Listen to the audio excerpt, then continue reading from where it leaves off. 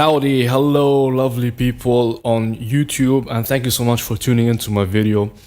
Well, to be honest, this video is going to be a response on some of the comments that have been mentioned on my previous Bashar video. So previously, I've actually uploaded and shared from Bashar Communications an actual trailer or the highlights from Bashar's previous seminar and transmission called The Cycles of Nine, and we had some responses and comments on it. I just want to clarify some certain points that have been mentioned before, and yeah, I hope it works out for you guys. And actually, if you didn't see this video previously, I'm gonna be really quick about it. So in the Cycles of Nine video, Bashar was discussing the importance of number 9 in relevance to our physical reality vibration, which is the highest energy frequency that can be reached in our physical reality as physical beings, just before crossing to a higher reality. And he said that being in our humanity, being fully in our humanity and using the power of transformation and change, we can, sort of speak, become more of what we truly are as complete human beings. If you'd like, you can say that it's kind of ascending from third density to fourth density reality, and eventually from Homo sapiens someday to Homo galacticus. So 9 is like the border and threshold of our physical reality, and beyond that, well, we can actually do whatever we want. We can start manifesting instantly in a split of a second anything we need. But watch out the paradox: anything we need, not anything we want. But anyways, like when we reach this kind of stage as human beings, I'm sure we'll be much wiser not actually to manifest things which we don't necessarily need. So guys, like I said earlier, this video is a response on some of the comments regarding the Bashar video I previously uploaded. So before I go to this comments first, let me have a sip of this. And guys, in this video, I'm not trying in any way, shape or form to be judgmental to the comments that being done. I don't consider them as negative or positive. I don't consider them as bad or good.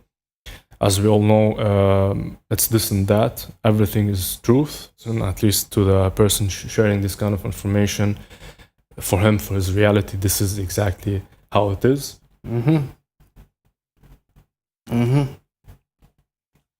Beautiful stuff. Okay, so let me go through the video, the comments.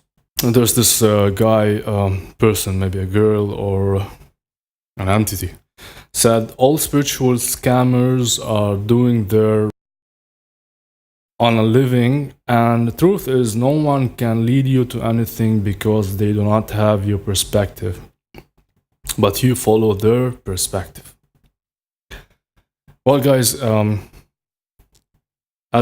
as you all know, that Bashar said many times, they are not here to force their agenda on us in any way, shape or form. They only share what previously worked out for them, and if we by choice choose that this can work for us, they guarantee a 100% that it will work for us too. But it doesn't mean that we have to take their word for it, you know, just because they said it.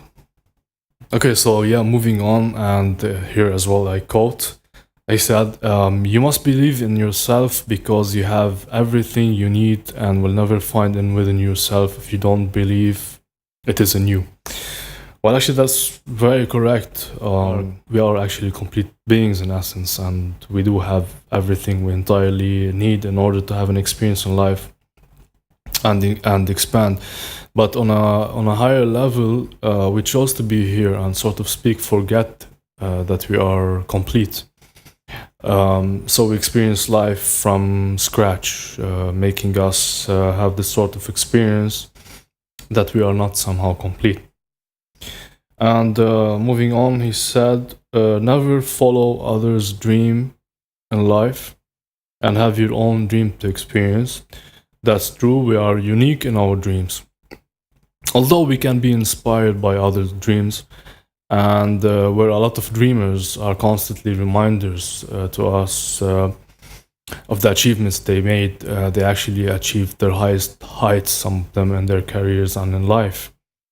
And this makes us realize every day that by following our excitement and joy, we can, just like them, achieve what they have achieved, if not more.